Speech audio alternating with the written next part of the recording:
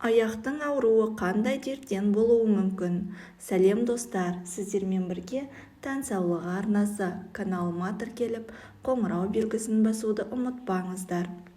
Аяқтың ауруы көбіне елеусіз өтетін жағдай.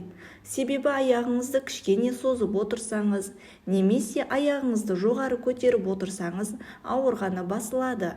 Алайда аяқ ауруына мән бермей жүруге болмайды. Себебі аяқ ешқашан себепсіз ауырмайды. Ол қандай да бір дерттің алғашқы белгілері болуы мүмкін. Әсіресе тізенің төменгі тұсы мен жанының ауруы адам денсаулығы үшін қауіпті. Аяқтың ауруына өздеріңіз білетіндей адамның қаны әртүрлі микроэлементтерден толтырылған. Бұл ағзаның дұрыс жұмыс істеуіне ықпал етеді. Ал қанды қажетті элементтермен толықтыру үшін күнделікті тұтынатын тағамға, жеміс-жидекке, көкөніске көңіл бөліңіз. Оған қоса ағзаны дәрумендер мен минералды затқа байытыңыз. Ал бұл заттардың тапшылығы көптеген дерттің тууына себепші болады. Мәселен, ұзаққа созылған диета, асқазан ішек жолдарының дұрыс жұмыс істемеуі, ағзаның қоректік заттарды жоғалтуы және кальций мен магнийдің жетіспеушілігі.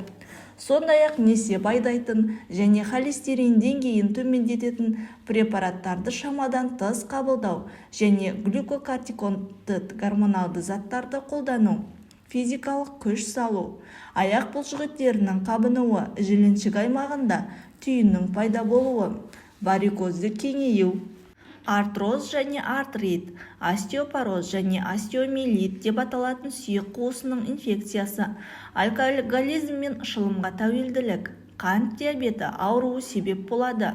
Аяқ ауруын дер кезінде емдемесе ревматизм, аяқтың жұмсақ тіндерінің қысылуы, аяқ тамырларының лимфостазы сынды ауруға ұласуы мүмкін.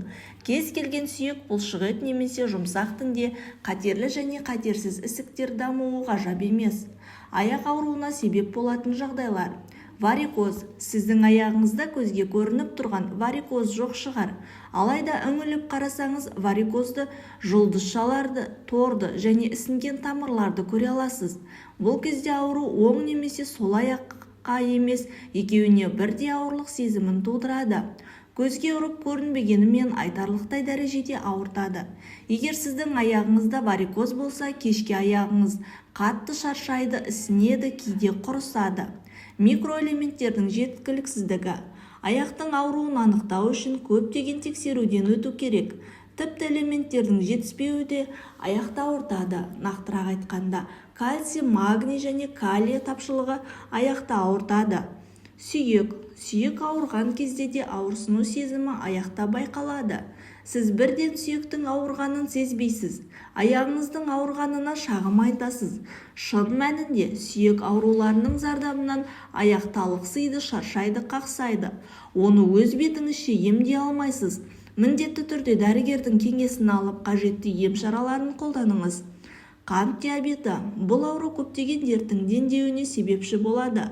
Қант диабеті ауруы анықталған науқас дәрігердің нұсқауымен ем қабылдап азықтануы тиіс.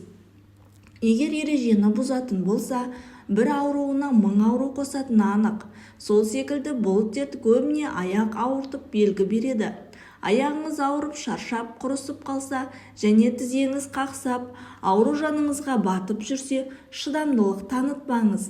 Бүгін аяғыңызды емдеу арқылы бірнеше дерттің алдын алуыңыз мүмкін екенін ескеріңіз.